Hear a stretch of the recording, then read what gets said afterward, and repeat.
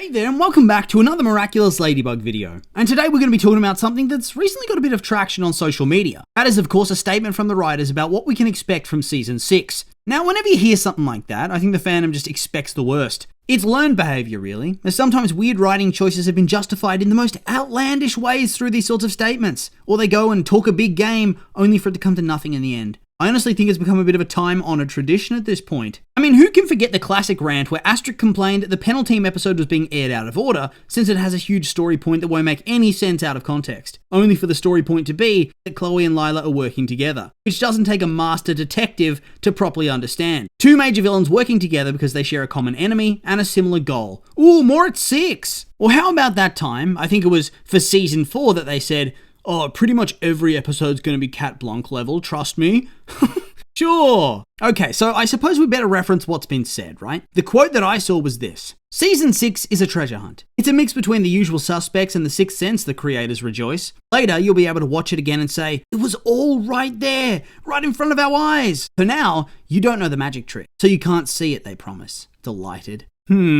Well, that is certainly a pretty grand statement. I'll be real with you. The response I've seen to all of this has been one of major incredulity. They're talking like they've got this huge plot twist in the works, that this is going to be some next level writing, and yet all I'm seeing are comments clowning on their aspirations. I will admit that when I first read this, I got sucked into the hype train just a little bit. That's just how I am sometimes. So when I saw all the hate for this statement, I thought that people were being a touch cynical. That they should at least try to give the writers the benefit of the doubt in this instance. After all, Season 6, in my opinion, has been pretty decent so far. It's early days, but I'm enjoying their output. So why are people being so salty about them being proud of and excited by their own work? Then I thought about it in a bit more depth and I realized that perhaps I am giving them a little too much credit. After all, just because they're doing well for Season 6, which is still only a handful of episodes so far, it doesn't mean that any of what they say is going to come to pass and they'll be able to pull off a story of this magnitude. Let's not forget all the times that they overpromised and underdelivered. How the plot was kept at a snail's pace in terms of progression for seasons and seasons. And when they finally kicked into high gear and started cooking, they ended up burning everything at the last second with that bad finale for Season 5. So is it any wonder that people are skeptical, to say the least? It doesn't help that once again we find ourselves watching episodes out of order. You'd think that if there was some overarching plot for us to put together,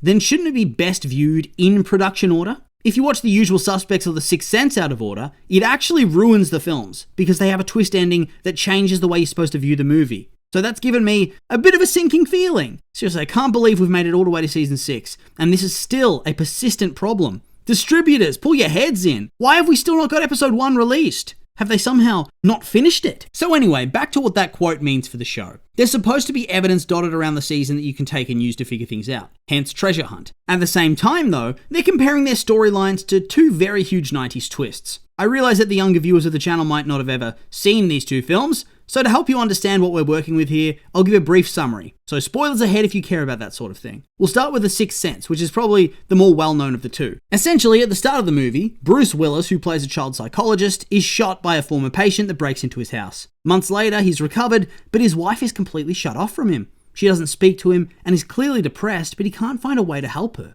At work, he comes across a boy played by Haley Joel Osment, who claims that he can speak to dead people who don't know they're dead. Whilst at first he thinks his kid must have schizophrenia, he quickly learns that's not true. He listens back to a recording of him and the former patient who shot him, and he hears voices. Voices when only the boy should have been in that room. This makes him realize that the two share that ability, and thus he becomes determined to help this new boy like he couldn't help his earlier patient. He gives him the idea that he should try to help some of the spirits to give them peace. The kid, Cole, does so a couple of times before finally telling Malcolm that if he wants to talk to his wife, maybe he should speak to her while she's sleeping so she can hear him. Malcolm in turn goes home and does so. And here is where we realize, as well as Malcolm, that he's been dead pretty much the entire movie. He didn't survive the gunshot wound from his original patient back in the first scene. It was a huge twist ending that in hindsight made a lot of sense and tied everything you'd seen together. Then we have The Usual Suspects. This is another huge twist ending. Essentially, the film follows a US customs agent as he tries to piece together the events of a huge massacre on the cargo ship in San Pedro Bay. Only 2 people survived. Some Hungarian mobster who was burned to a crisp,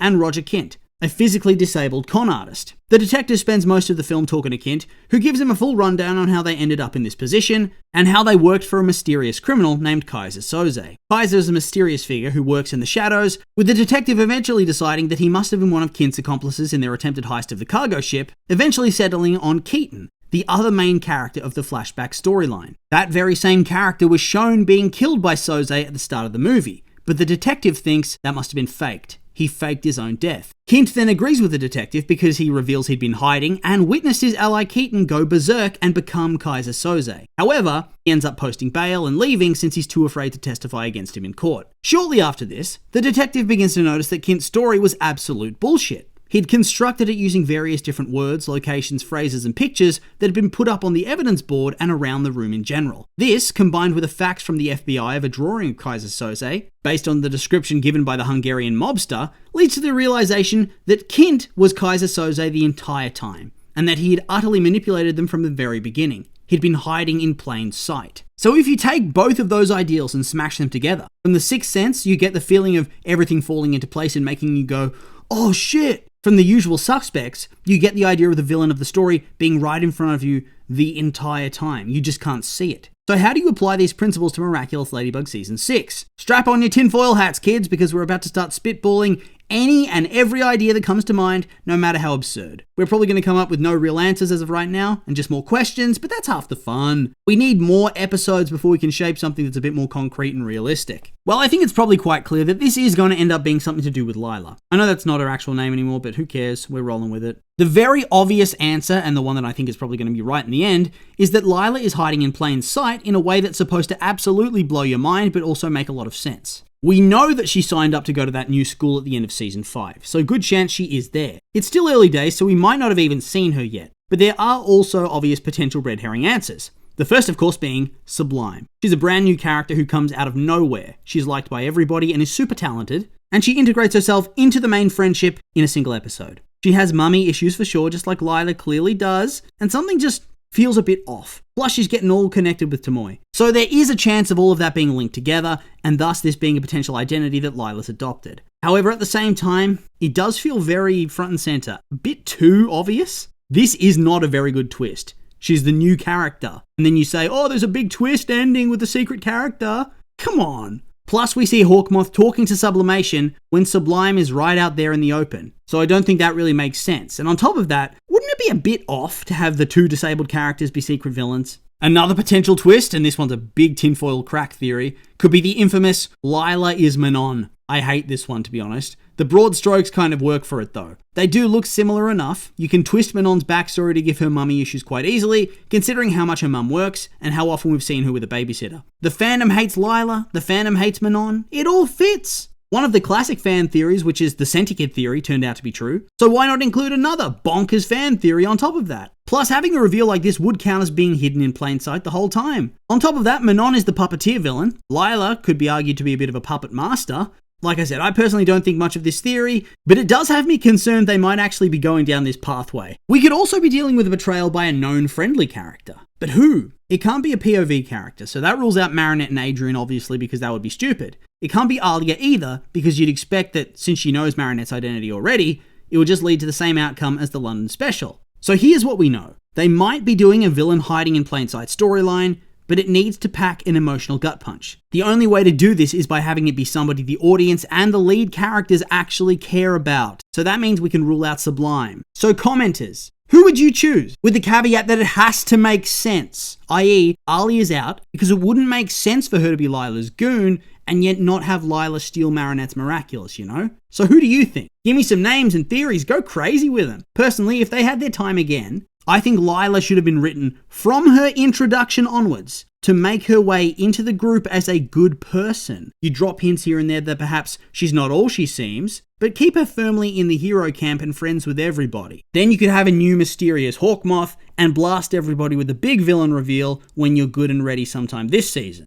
Just saying. Of course, this is all assuming that they go for a good twist. They could also go with very boring ideas and might just be talking shit. I.e., what if everything's just building to Adrian discovering who Gabe really was in the end? Which, yeah, if that's their big twist that they think is going to be a game changer that nobody saw coming, lol is the only thing to say. Same with the Tomoe and Lila working together angle in a big conspiracy. I mean, it's so obvious that it's painful. It'd still be cool to see it come together, but it's not exactly that promised treasure hunt or twist. So what angle do we go with from here? Maybe Lila's wish actually gets revealed and it's something absolutely insane. No idea what that could be though, because there's just so much possibility, isn't there? We could also throw out the idea that the big reveal could have something to do with whatever appeared behind Lila in the season 5 finale. As far as we're aware, that hasn't been addressed yet, right? It was a blue light, correct? What could that mean? Maybe the Supreme? Surely the Supreme is going to get some airtime. It's such a cool concept, we need to see that more explored. Also, I just realized that if they include the Reverse again, you could bring back Good Gabe, and if they bring back Good Gabe, and it's made clear that he's better Fly, what if Adrian puzzles out that there's a good chance his dad was Hawkmoth in that universe, and that's how it all comes together for him? I think that'd be a similar concept to what they're trying to go for with the twist. But yes, back to the thing behind Lila. Was it the same blue as the time travel power-up? Could there be some sort of Bunnix influence there? Maybe she gets akumatized in the future and they go on some sort of time loop story that could be explained. Maybe future Bunnix comes to try to defeat Lila before she can become Hawkmoth, and it creates a broken timeline, so then they have to delete that, and thus she has to let the timeline play out naturally. I don't know, just spitballing now. Part of me thinks they should just go full troll and reveal that nothing after Cat Blanc ever happened. It's just Adrian's sad delusions as now he's alone in his version of Paris, imagining what could have been. Hell, what if it has nothing to do with Lila at all? For all we know, it has something to do with that Sentimonster stuff. Could there be something else there? The Amok being in a different item than the ring? Who really knows? In the end, it's hard to say what all of this could mean. I hope I've stimulated some ideas for you though. For me, I think we need more episodes to well and truly figure things out. For now though, these have all been my opinions and I'd like to hear yours. What do you reckon about all of this? Do you have any cool concepts you'd like to share with the class? I'm curious for your thoughts, so make sure to like, comment and subscribe and let me know.